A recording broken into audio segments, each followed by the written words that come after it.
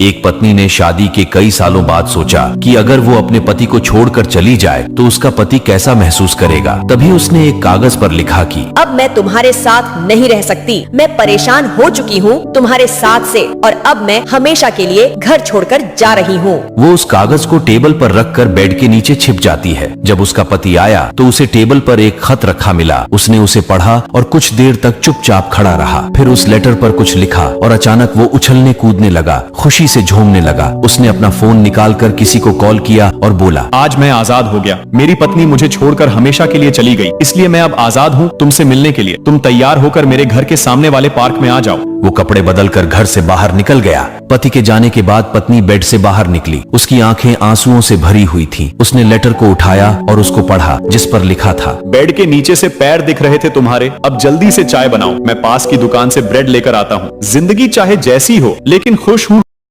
ऐसी ही और interesting stories के लिए मेरे चैनल को लाइक कीजिए और सब्सक्राइब कीजिए।